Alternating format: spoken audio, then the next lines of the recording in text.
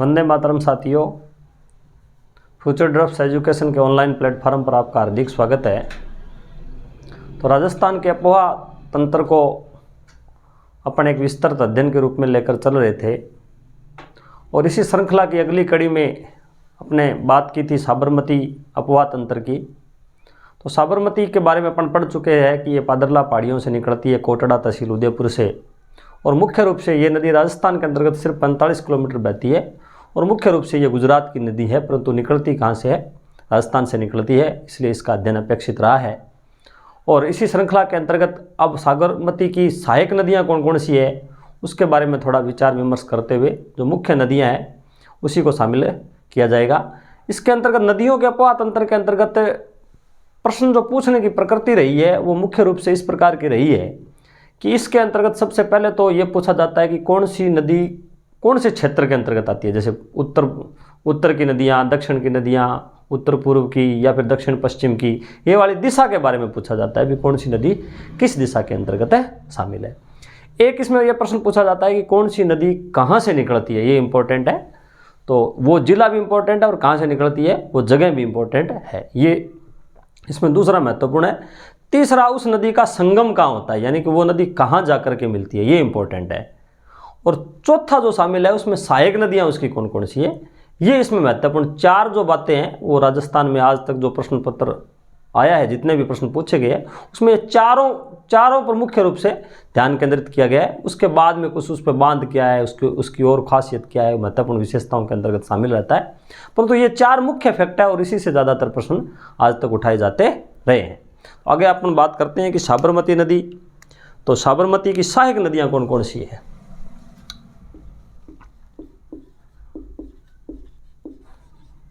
साबरमती की सहायक का मतलब है जो भी इसकी सहायक नदी है वो चाहे कहीं से भी निकले वो जाके किस में मिलेगी, साबरमती के अंतर्गत ही मिलेगी। तो इसके अंतर्गत कौन कौन सी नदियां सहायक हो जाती है, तो वो हो जाती है वेतरक, एक तो हो जाएगी वेतरक, दूसरी हो जाएगी सई, इस पे सई टनल भी बनाई गई है, तीसरी हो जाएगी हाथमती, मेशवा, और हो जाएगी चौथी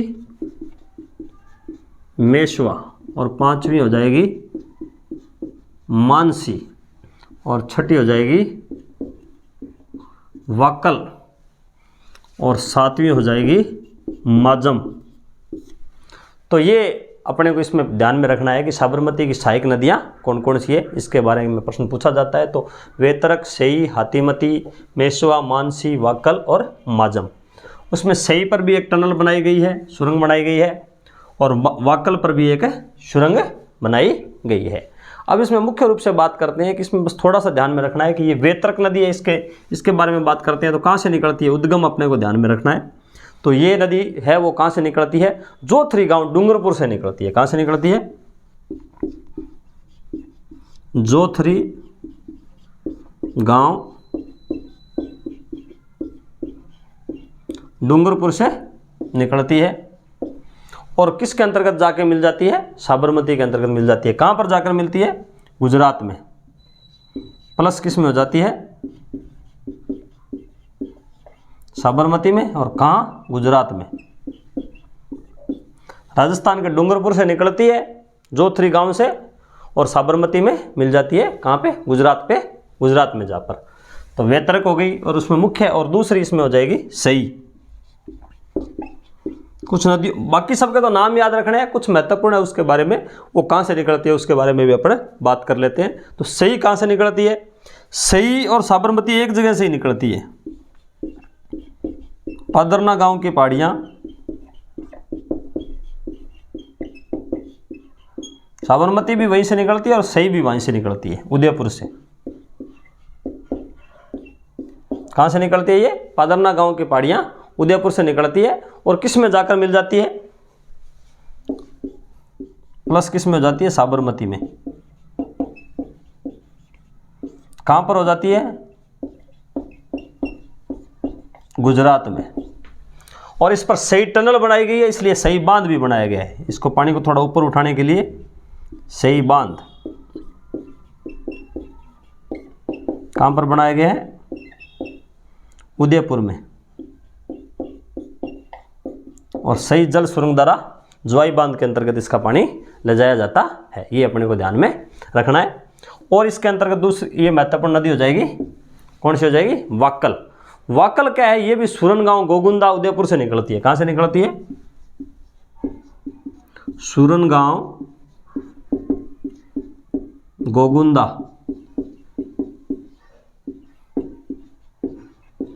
उदयपुर। हल्दी घाटी के युद्ध को भी गोगुंदा का युद्ध कहा गया है, खमनोर का भी युद्ध कहा गया है और हल्दी घाटी का युद्ध भी कहा गया है। तो ये गोगुंदा, सूरनगांव गोगुंदा से निकलती है और जाकर के कहाँ पे, किस में मिलती है? साबरमती में। किस में मिलती है? साबरमती में। कहाँ पर? गुजरात में। और इसकी सहायक नदियों के अंतर्गत ये मानसी इसकी सहायक नदियों में शामिल है।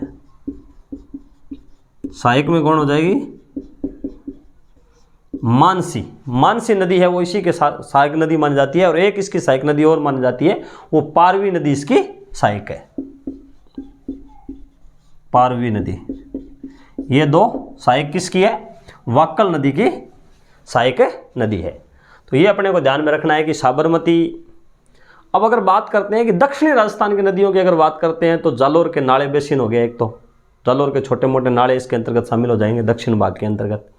उसके बाद में सूकली, उसमें सहायक नदी, सूकली जो है, सूकली जो नदी बेसिन है वो पश्चिमी बनास की सहायक नदी है सूकली। और सूकली नदी बेसिन शामिल हो जाता है, उसमें सूकली एक मुख्य नदी के रूप में उभर कर आती है। उसके बाद में पश्चिमी बनास एक क्या है कि ये अपना एक है जो है पश्चिमी बनास अपना नदी बेसिन भी है और पश्चिमी बनास एक महत्वपूर्ण नदी दक्षिण के अंतर्गत शामिल हो जाती है। और एक है फिर अगला है साबरमती नदी बेसिन, जिसके अंतर्गत साबरमती मुख्य नदी है और उसकी सहायक नदियों के अंतर्गत वेतरक, सई, हाथमती, मेशवा, मानसी और वाक्कल और माजम, ये सहायक नदियां के अपने को नाम याद रखने हैं कौन से है। और इसमें कुछ जो महत्वपूर्ण है वो कहाँ से निकलती है वो भी अपन ध्यान में कर लेते हैं। तो वेतरक नदी है वो जोथरी गांव डूंगरपुर से निकलती है और साबरमती में मिल जाती है। कहाँ पर जाके? गुजरात में।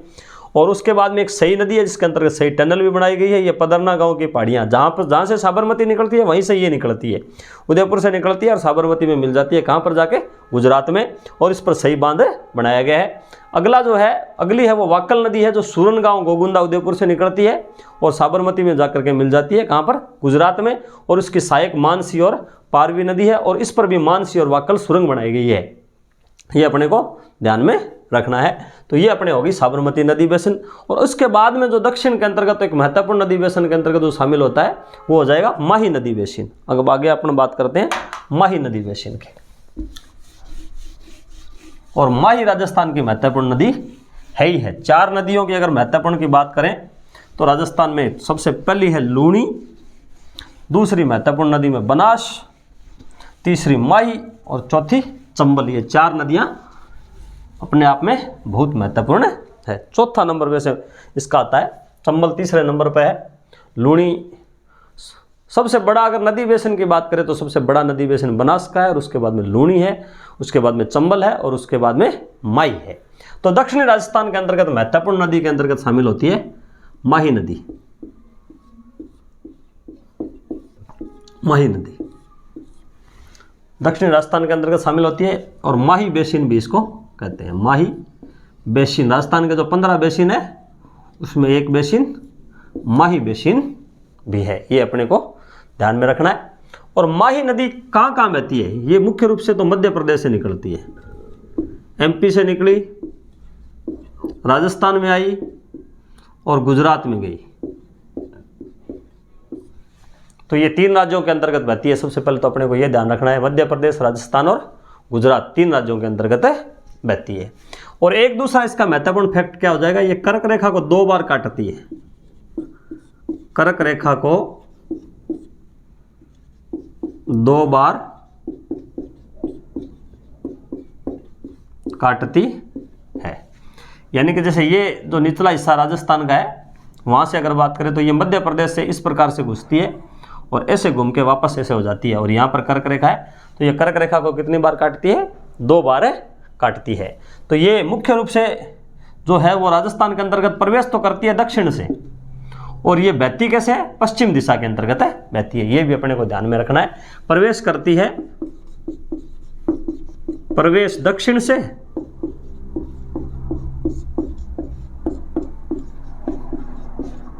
बहती है पश्चिम में, और कर्क रेखा को कितनी बार काटती है, 2 बार काटती है। मध्य प्रदेश, राजस्थान और गुजरात की ये मुख्य नदी मानी जाती है। अब माई की और फैक्ट के बारे में बात करें तो माही, सबसे पहले माई को क्या कहते हैं, कांठल की गंगा, कांठल की गंगा, यानी प्रतापगढ़ का जो आसपास का जो क्षेत्र है ना, वो क्या कहलाता है, कांठल कहलाता है। और ये नदी कहाँ बहती है, बांसवाड़ा, डूंगरपुर और प्रतापगढ़ के अंतर्गत ही बहती है, तो इसलिए इसको क्या कहते हैं, कांठल की गंगा भी कहते हैं। और ये जो महत्वपूर्ण जो है प्रतापगढ़, बांसवाड़ा, डूंगरपुर, ये आदिवासी क्षेत्र है, तो इसलिए इसको क्या कहते हैं, आदिवासियों की गंगा भी कहते हैं, आदिवासियों की गंगा भी कहते हैं। और ये डूंगरपुर और बांसवाड़ा वाला जो क्षेत्र है वो क्या कहलाता है, वागड़ कहलाता है, इसलिए इसको क्या कहते हैं, वागड़ की गंगा भी कहते हैं, वागड़ की गंगा भी इसको कहते हैं। और ये पूरे दक्षिणी राजस्थान के अंतर्गत, जो साउथ राजस्थान है उसके अंतर्गत महत्वपूर्ण भूमिका निभाती है, तो इसलिए इसको दक्षिणी राजस्थान की स्वर्ण रेखा भी कहते हैं। इसी को क्या कहते हैं, दक्षिणी राजस्थान की स्वर्ण रेखा, यानी कृषि और जो महत्वपूर्ण फैक्ट है, जिसका आर्थिक फैक्ट है, उसके अंतर्गत ये महत्वपूर्ण भूमिका निभाती है दक्षिणी राजस्थान में, तो इसलिए इसे दक्षिणी राजस्थान की स्वर्ण रेखा भी कहते हैं। अब इस माई नदी के बारे में और फैक्ट के बारे में बात करते हैं कि मुख्य विशेषता क्या क्या है। तो माई नदी कहाँ से निकलती है, किस प्रकार से बहती है, कौन सा इसका उद्गम स्थल है, इसके बारे में एकदम सही तरीके से अध्ययन करते हैं। तो माई के नाम अपन ने ध्यान कर लिए भी, कौन कौन से कहते हैं, वागड़ की गंगा, कांठल की गंगा, दक्षिणी राजस्थान की स्वर्ण रेखा, आदिवासियों की गंगा, ये इसके नाम है। अब ये माई नदी कहाँ से निकलती है, ये मेहद झील से निकलती है,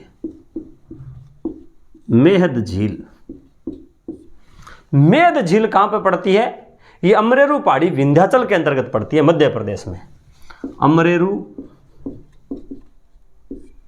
पहाड़ी, विंध्याचल से ही चंबल नदी निकलती है, और विंध्याचल से कौन सी निकलती है, माई नदी निकलती है, और दोनों मध्य प्रदेश, विंध्याचल की पहाड़ियां कहाँ है, मध्य प्रदेश में, विंध्याचल पर्वत श्रेणी से, मध्य प्रदेश।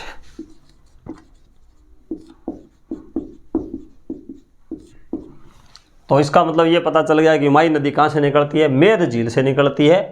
अमरेरू पहाड़ियाँ विंध्याचल पर्वत की एक श्रेणी है और उसका भाग है अमरेरू पहाड़ियाँ, और मध्य प्रदेश से निकलती है। अब ये मध्य प्रदेश में बहती हुई राजस्थान में कहाँ प्रवेश करती है, खांडू के निकट, खांडू, बांसवाड़ा, यहाँ पर किस में आ गई, राजस्थान के अंतर्गत प्रवेश कर गई। बांसवाड़ा से ये बहती है प्रतापगढ़ की सीमा बनाती हुई, प्रतापगढ़, और प्रतापगढ़ से बहती है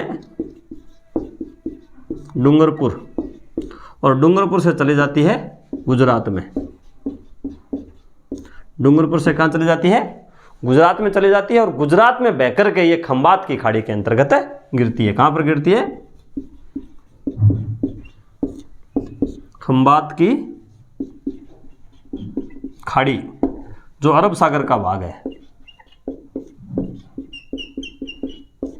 जो अरब सागर का ही भाग है। तो ये अपने को ध्यान में रखना है कि माई नदी मेद झील से निकलती है, अमरेरू पहाड़ी से, जो विंध्याचल का ही एक भाग है, मध्य प्रदेश से निकलती है, खांडू के निकट बांसवाड़ा राजस्थान में अंदर प्रवेश करती है, प्रतापगढ़ डूंगरपुर में बहती हुई गुजरात में जाती है, और खंबात की खाड़ी अरब सागर में अपना संगम बनाती है और वहाँ पर विलीन हो जाती है।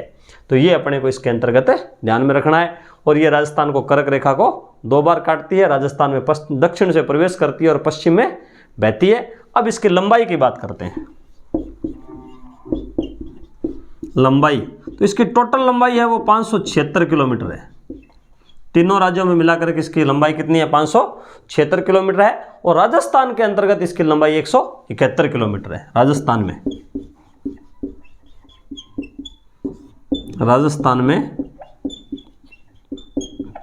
लंबाई 171 किलोमीटर है। अब इसकी मुख्य सहायक नदियां कौन कौन सी है इसकी बात करते हैं। तो मुख्य सहायक नदियां, तो कौन कौन सी नदियां इसकी मुख्य सहायक नदियां हैं उसके अंतर्गत बात करते हैं। तो मुख्य सहायक नदियों के अंतर्गत अपन बात करते हैं तो कौन कौन सी इसकी सहायक नदियां हैं। तो इसकी एक है एराव,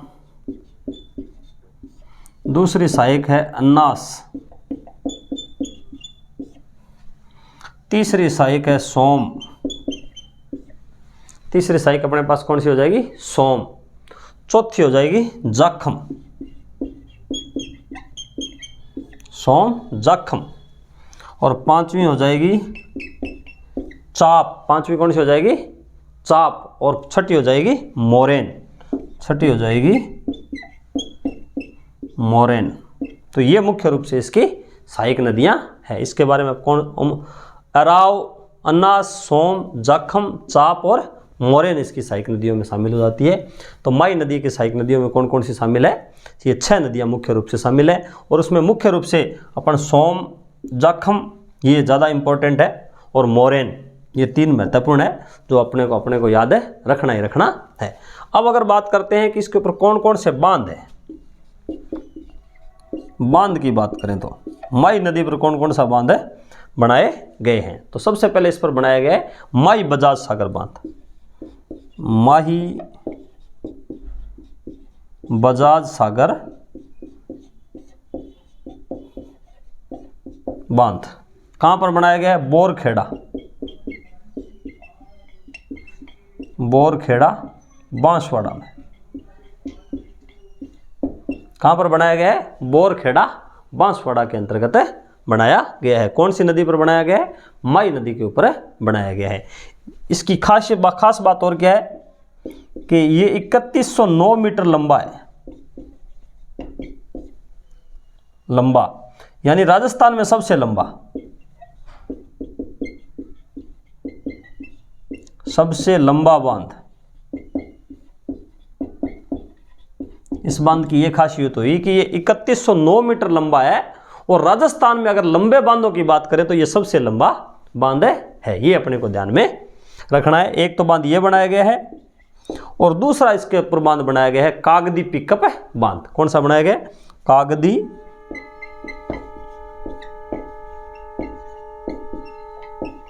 पिकअप बांध। ये भी कहां पर बनाया गया? बांसवाड़ा में। ये भी बांसवाड़ा के अंतर्गत बनाया गया है।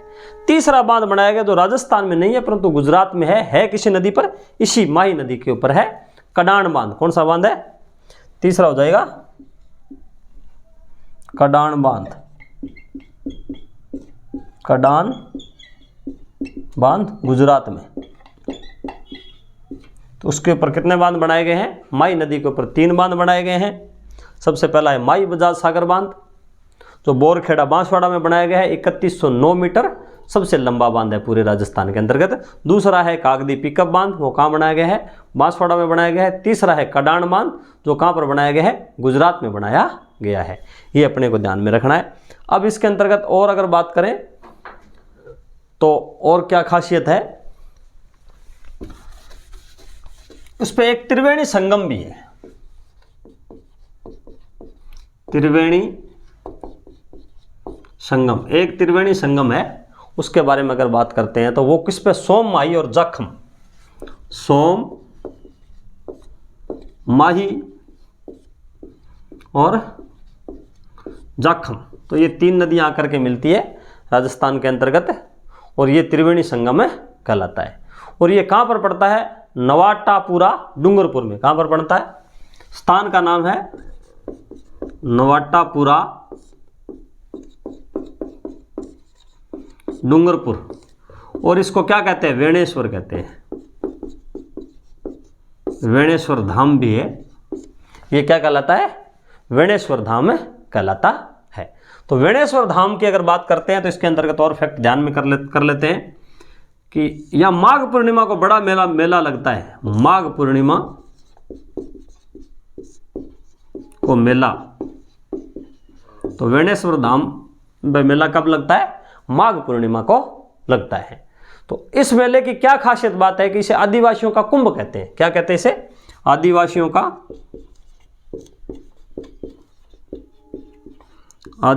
का कुंभ कहते हैं। कुंभ का जो स्नान है वो 12 वर्ष बाद आता है और ये हर साल आता है और इसे आदिवासियों का कुंभ कहते हैं कि यहाँ सबसे अधिक संख्या के अंतर्गत आदिवासी इस मेले के अंतर्गत इकट्ठे होते हैं। और सबसे ज़्यादा जनजाति कौन सी शामिल होती है इसमें? भील जनजाति। यानी कि वेणेश्वर मेले में जो आदिवासियों का कुंभ कहते हैं, जो माघ पूर्णिमा को मेला लगता है, उसमें सबसे बड़ी जनजाति कौन सी भाग लेती है? तो वो कौन सी हो जाएगी? भील जनजाति शामिल हो जाएगी। ये अपने को ध्यान में रखना है। अगला इसके अंतर्गत एक टॉपिक और आ जाता है, एक सूजलाम परियोजना भी इसी नदी पर है। सूजलाम परियोजना का मतलब क्या हो गया कि माई नदी की सफाई हेतु एक परियोजना है। माई सफाई हेतु,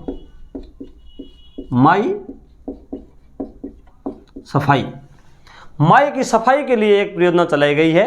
वो क्या कहलाती है? सूजलाम परियोजना कहलाती है।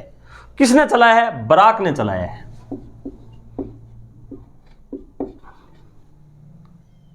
किसने चलाया है? बराक ने चलाया है। बराक, BREC, बराक ने। तो भाभा एटॉमिक रिसर्च सेंटर ने चलाया है। किसने चलाया है? भाभा एटॉमिक रिसर्च सेंटर, जिसको हिंदी में कह सकते हैं भाभा परमाणु अनुसंधान केंद्र। और इस केंद्र का मुख्यालय कहाँ है? ट्राम्बे, महाराष्ट्र में।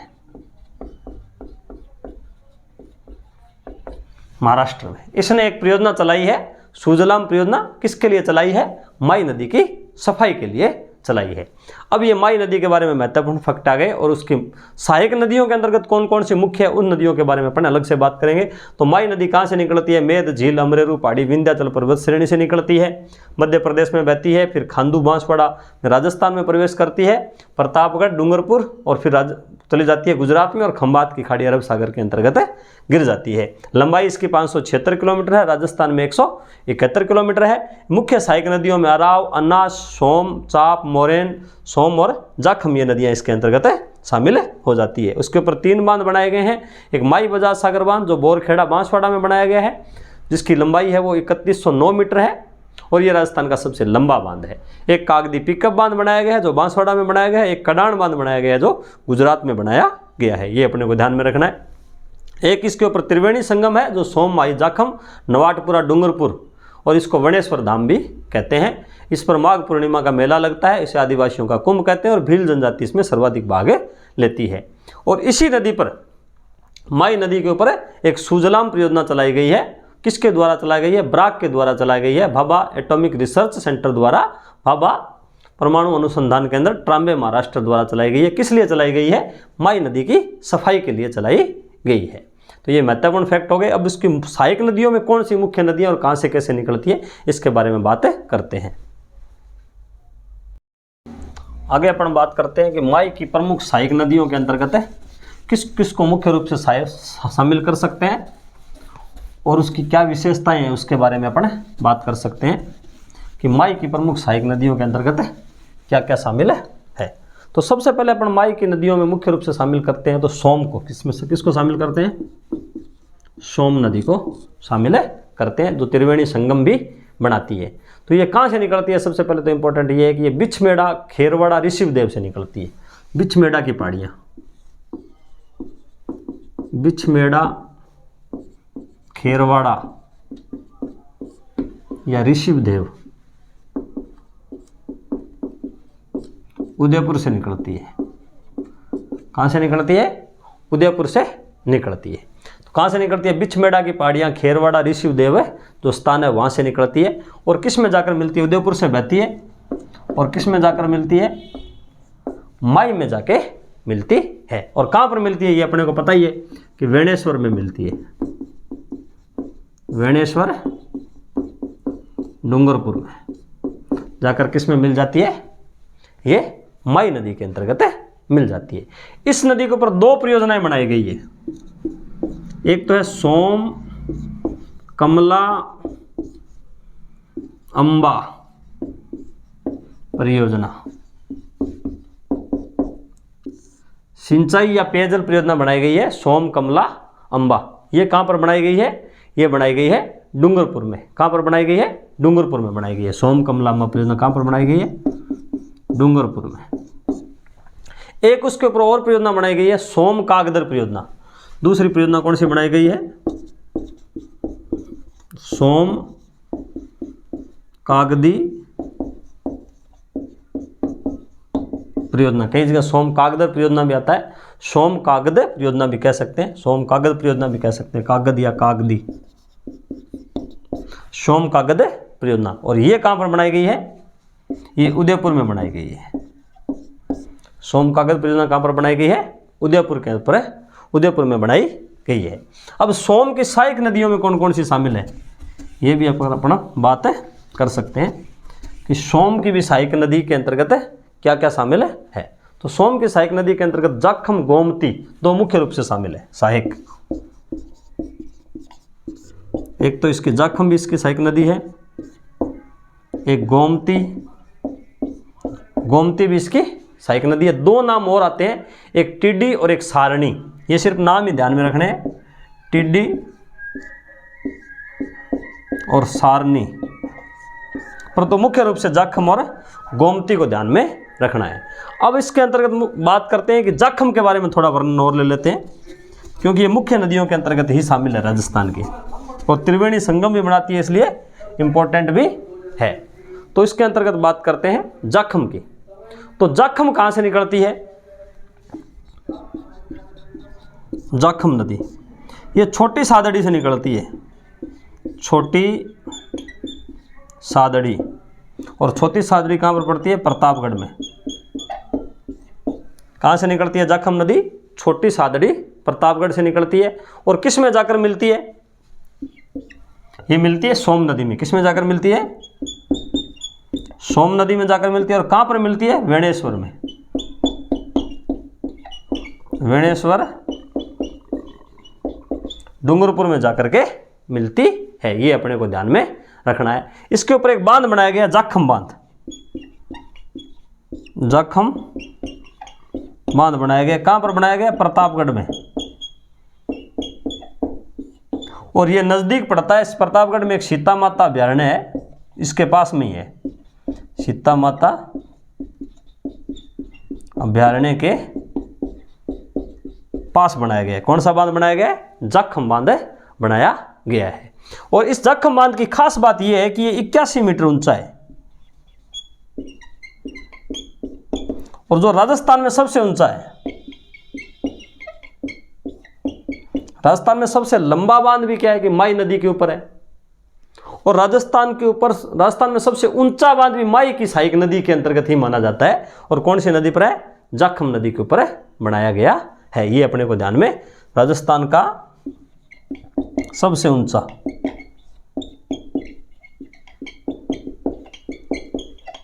ऊंचा बांध इसमें शामिल हो जाता है। ये अपने को ध्यान में रखना है। आगे और बात करते हैं तो एक इसकी सहायक नदी है गोमती, सोम की सहायक नदी है गोमती। तो गोमती कहां से निकलती है, लुंडा गांव से निकलती है। कहां से निकलती है, लुंडा गांव की पहाड़ियां, उदयपुर से। कहां से निकलती है, उदयपुर से निकलती है। और ये यहां से निकल करके किस में आती है, जयसमंद झील में आती है। जयसमंद झील में आती है। तो ये प्रश्न कई बार पूछा गया है कि जयसमंद झील में कौन सी नदी गिरती है, जयसमंद झील में गोमती नदी गिरती है। और गोमती किसकी सहायक नदी है, ये सोम की सहायक नदी है। ये अपने को ध्यान में रखना है।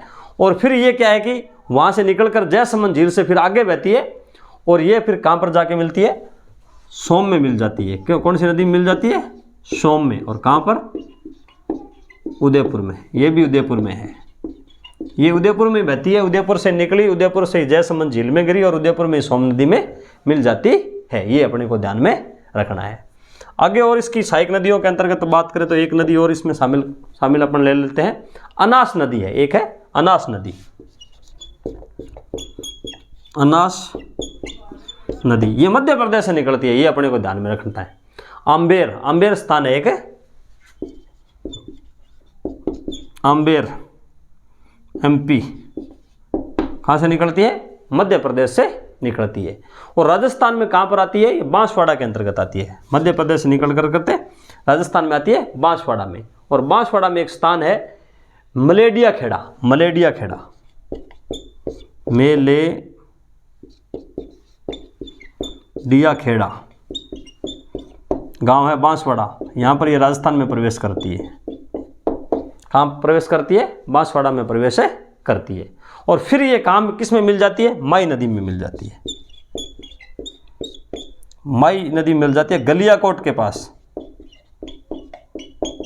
गलियाकोट जो दाऊदी बोरा समुदाय है उसका एक मतलब फेमस स्थान है। और रमकड़ा उद्योग के लिए भी गलियाकोट फेमस है। यह डूंगरपुर में पड़ता है। तो मध्य प्रदेश से निकल करके बांसवाड़ा में बहती हुई और डूंगरपुर में यह माई नदी के अंतर्गत मिल जाती है, अनास नदी। तो और भी उसमें एक दो नदियां हैं, वो अपन क्या एक अगले वीडियो में शामिल करते हैं। और इसके बाद में माई नदी है, वो एक जो चैप्टर है वो कंप्लीट हो जाएगा। इसी के साथ जय हिंद, जय भारत। लाइक, सब्सक्राइब और शेयर जरूर करें।